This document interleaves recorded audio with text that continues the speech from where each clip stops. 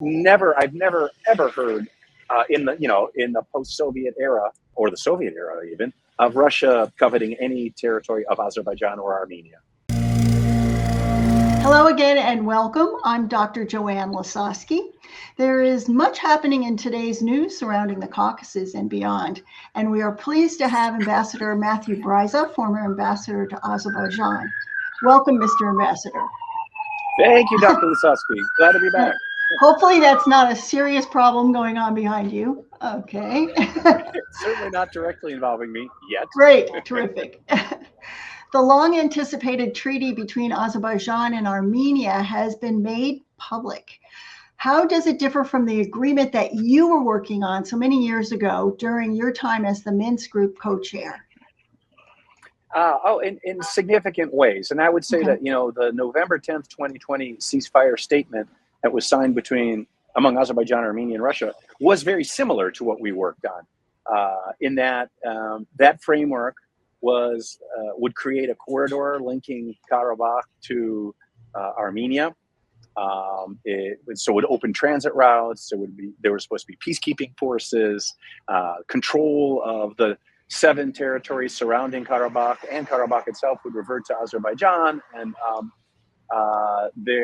what we had worked on was that there would also be an interim legal status for Karabakhi ethnic Armenians that eventually would become a permanent status that could have been theoretically anything from part of Azerbaijan to independent to being part of Armenia, but in a vote that was never to be scheduled anytime soon. So that was what we had been negotiating with the leaders of Azerbaijan and Armenia, and these were the basic principles to which they agreed in principle without finalizing them in January 2009. Now, after the Second Karabakh War in November 2020, it was the thing that I just described, minus the possibility that the status of Karabakh and the 7 surrounding Azerbaijani regions could possibly change. There wasn't going to be a population vote after that because Azerbaijan won the war. Now, all that stuff I just described is not what seems to be in the agreement, at least what was reached just now with President Trump in Washington. I mean, what they did is they initialed a peace treaty. I haven't read the whole peace treaty text or any of the text, to be honest, but it was initialed by the foreign ministers. And then so now, as we talked about the other day, the day on August 8th, when this agreement was reached, the next step is for the Armenian side to amend its constitution to make absolutely clear that Armenia has no designs whatsoever on Karabakh, and that Karabakh's part of Azerbaijan.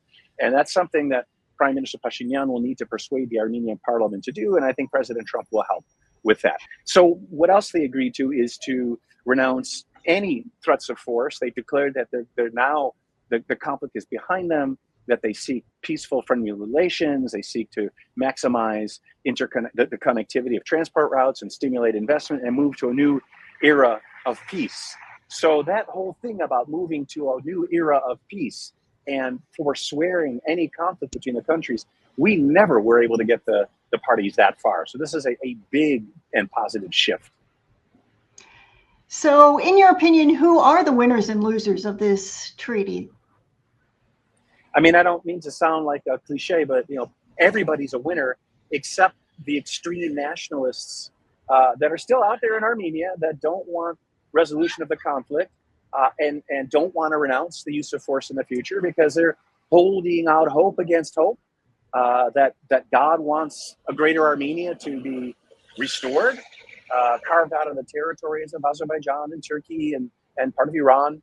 But that's, a minority that I think is going to dwindle in size, but it's still a vocal one. So those groups lost. It's the Armenian National Committee of America, which is the representative of the most nationalist political party in Armenia, the Dashnaq Sytun.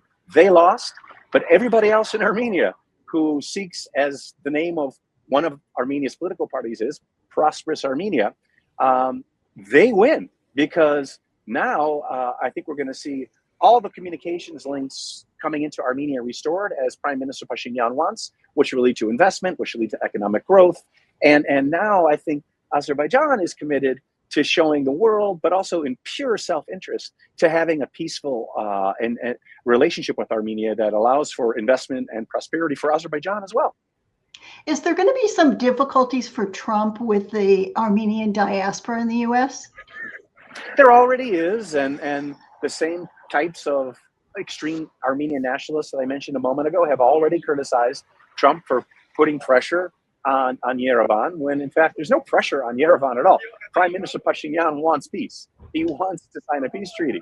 But there is pressure on those like this organization, the Armenian National Committee of America, who don't want peace. Yes, there's pressure on them. Pressure from Pashinyan, pressure from the United States, pressure from the European Union, and that's good because everybody else wants peace. They want war, a war that they've already lost. So there has to be pressure on them. But otherwise, on Yerevan, there's, Prime Minister Pashinyan is guiding the situation with great skill where it needs to be for a lasting peace. What can you tell us about the U.S. agreement with Azerbaijan? It's been reported that this treaty dissolved Section 907. Can you speak to the significance of that issue?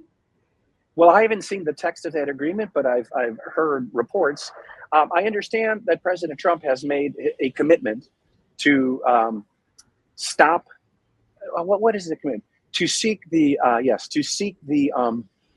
cancellation of Section 907. Congress has to do that, and in the meantime, to essentially not abide by it. And then that would mean that Azerbaijan would then be able to receive assistance. The government of Azerbaijan could receive any type of assistance that the U.S. government wanted to provide it. Azerbaijan doesn't need that assistance. It doesn't need military assistance. It's able to purchase its military technologies and weaponry from Israel and Turkey and others. It doesn't need financial assistance, but politically 907 is a tremendous irritant. So I think in the spirit of that strategic partnership that was formed between Azerbaijan and Armenia, removing Section 907 forever is part of that. By the way, there's a strategic partnership agreement between the U.S. and Armenia as well. And so what's been reported to be part of both of those strategic partnerships agreement is, of course, cooperation in general on security. Not sure what that means. That has to be fleshed out. Also cooperation on investment, trade, economic development. And interestingly and ominously, maybe for Russia and perhaps Iran, one of the topics supposedly that's part of the strategic partnerships with both Armenia and Azerbaijan is border security. Now, Azerbaijan is the only country in the world that has borders with both Russia and Iran. And if U.S. some sort of security personnel would be stationed on Azerbaijan's border with either Russia or Iran, obviously Moscow and Tehran would object and would, I think they're going to take steps anyway to try to undermine the agreement. But it may simply be the United States will talk to and negotiate with Azerbaijan and Armenia about technologies that can be provided to help Azerbaijani border guards and Armenian border guards do the job themselves, but using the most advanced technologies possible. That hasn't been announced yet, as far as I know, what specifically the border security would mean. But even if there are no U.S. troops, and even if it's only U.S. facilitating more advanced technologies to help Armenian and Azerbaijani border guards do their jobs, it's still a strategic setback for Russia because Russian border guards currently guard the Armenian border with Turkey. So those would be gone, presumably, and be replaced either by Armenian border guards with technologies enhanced by the United States cooperation, or I don't know, possibly some sort of U.S. border guard force. I find it hard to believe there could actually be U.S. security personnel that would be based in Armenia, but I found it hard to believe that President Trump would be able to broker these such substantial and groundbreaking agreements already. The text says nothing about the Russian base remaining in Armenia. And you just mentioned that a little bit too. How is that going to change if Russian FSBs are not remaining in Armenia, how is that going to change the Russian power in that region? It would be inappropriate for any agreement involving Armenia and the United States, but not Russia, to decide anything about Russia's army base, the 102nd base in Gyumri. because yeah, I mean that's how diplomacy works. Armenia has to work that out with Russia. It could be behind the scenes. I don't know. I haven't heard this. It's possible that President Trump said to Prime Minister Pashinyan, "You really ought to get rid of that Russian base." I don't know, but it's certainly nothing about that should be in a bilateral agreement between Armenia and the United States. My guess is that Russia is not going to agree to remove its base because, as Joanne, as your question implies, that base is the source of all kinds of influence for Russia. And I think Russia very much, as we talked about last time, dislikes these agreements reached with the United States and is likely to respond by trying to destabilize the political situation in Armenia. And that army base in Gyumri is the perfect platform for that. I mean, the Russians, they're able to use their embassy in Yerevan as well to conduct intelligence operations, but the military base is much more substantial. It's bigger, and for Russia, it's a crucial asset for all those sorts of active measures, but also just for Russia's geopolitical prestige. So maybe Prime Minister Pashinyan will want to get rid of that Russian base, but I really at this point can't foresee any scenario in the near term according to which Russia would agree to remove that base. So let's talk about another country that's being possibly impacted by this. What about China? What does this mean for the One Belt, One Road initiative? Now, I assume that the appearance of an American company in this area does not make Beijing very happy either. Yet some Moscow pundits agree that it could actually bring Moscow and Beijing even closer. What do you think about that? It's possible. The latter's possible. That Beijing, sure, they don't ever like to see the increase of U.S. geopolitical influence anywhere, and neither does Russia. If this consortium of unnamed U.S. logistics companies become the operator of that corridor, I think it's logical to think that's yet another issue that could bring Beijing and Moscow together. But up until this point, the Belt and Road Initiative hasn't gained traction really in the South Caucasus. Long before Donald Trump became president. I think the leaders of Azerbaijan and Armenia and the political elites, they realize that the Belt and Road Initiative comes with enormous costs, both geopolitical costs and financial costs. And the way Belt and Road is operated elsewhere, like in Pakistan and other countries, is when countries are unable to repay the loans for the projects, those assets become the property of the Chinese government. And so if the part of, or if the Belt and Road Initiative were to have built railroads or roads, let's say, across Azerbaijan and Armenia, and those loans weren't repaid, then again, that sovereign territory of, let's say, Armenia would be sold, is speaking sort of crudely, to China. And that's definitely not something that Armenia or Azerbaijan wanted, that they fought 2 wars over this. So I don't think China, the Belt and Road Initiative, was gaining traction anyway, even before these Washington agreements in the South Caucasus, at least in Armenia and Azerbaijan. Attributed to the impetus for Putin to agree to meet with President Trump later this week? Oh, no, I think it's Putin who's always desperately wanted a one-on-one meeting with Donald Trump so that he looks like he's at the same level of power as Trump. It's a perennial Russian quest to negotiate over the heads or behind the backs of smaller countries, especially in Eastern Europe. That's what the Molotov-Ribbentrop Pact was all about with Hitler, Stalin and Hitler. And this is what Putin wants to do again. That's the Russian way to feel powerful, like I'm at the same level as the United States, and then to be able to carve up the world, like after the Congress of Vienna of 1815, when the new concert of Europe among the monarchies of Europe was created. So it's Putin that desperately wanted this meeting. Originally, if you'll recall, when President Trump was talking about a meeting with President Putin, President Trump was talking about a trilateral meeting with President Zelensky. And then Steve Witkoff, President Trump's envoy, met with Putin in Moscow, and suddenly Zelensky's out of the picture. Trump has agreed to at least the format that Putin wants, to be able to carve up Ukraine without Ukraine being at the table.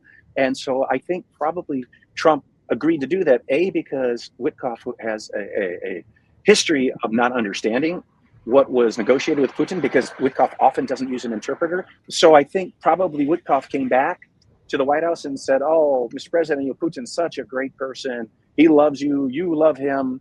We really we dealt them a blow in the South Caucasus. Let's throw them a bone and do this meeting on Ukraine the way they want." Hopefully, at least they had the strategic wisdom to realize that if Putin then tries to play games, as he seems to be trying at this meeting with Trump on Ukraine, well, then Trump can play hardball and say, "Look, we got this opening in the South Caucasus. Do you want us really to step that up and humiliate Russia even further and undermine you further? Or do you want to be more collaborative on Ukraine and agree to, hopefully, the unconditional ceasefire that European leaders yesterday, together with President Zelensky, urged President Trump to accept?" But this meeting is something that Putin desperately wants, and the bottom line is it de-isolates him, and is the first meeting by a Russian president on U.S. territory, and I don't know since when, since 2007 or so. It's a huge victory for Putin just to have this meeting. That's it. So more of a victory for Putin than it is for Trump. It's not a victory at all for Trump. Trump is taking flack massively for agreeing to this meeting. Trump doesn't need Vladimir Putin to elevate, the U.S.'s standing in the world. Putin desperately needs that because he's so isolated, and Russia is a pariah in so many parts of the world. Something that just came out, I want to ask you about the scope of the discussions between President Trump and President Putin may include territorial concessions or swaps, quote unquote, with Ukraine. And the possibility that this may include the South Caucasus has now come up. What do you think that looks like? Well, yeah, President Trump has sort of in a hard to decipher way said in the last couple of days, yeah, there could be these territorial swaps. He said 2 days ago, they could be good for Ukraine, could also be bad for Ukraine, and same for Russia. It's like, I don't know what he's talking about. I can't imagine what territory would be swapped from Russia. I mean, that Kursk incursion is over. Clearly, Putin is demanding all of Donetsk, all of Luhansk. He had been demanding all full control of Zaporizhia as well as Kherson. In the last couple of days, Putin has backed off of that. I would guess there's a give and take going on with Witkoff, and maybe the swap Trump has in mind is Russia will allow Ukraine to remain sovereign or have control, political and legal control over Kherson and Zaporizhia, instead of Russia annexing that. But Russia will essentially annex Donetsk and Luhansk. I think that might be the swap that Trump is talking about, but he himself is not steeped in the details enough to understand that's not a swap at all. That's a territorial grab that's slightly lowering Putin's ambitions in the West, in Zaporizhia and in Kherson, but it's still essentially Russia controlling those regions de facto, because what I've heard is Ukrainian troops would have to leave. So as far as territory in the South Caucasus is concerned, I can't imagine that could be part of the equation. That sounds to me like either disinformation or just frightened speculation by analysts in the South Caucasus, because Russia has, there's no territory I've ever heard of that Russia covets in the South Caucasus, except, I mean, if we talk about Georgia, that's a different story. So it could be Abkhazia. The Abkhaz will never, ever agree to be annexed by Russia. They will fight, as their leaders told me many times when I was the U.S. mediator, they'll fight the Russians if the Russians try to annex them. It could be South Ossetia, but South Ossetia is already de facto integrated into Russia, so that wouldn't be anything new. But I've never ever heard in the post-Soviet era or the Soviet era even of Russia coveting any territory of Azerbaijan or Armenia.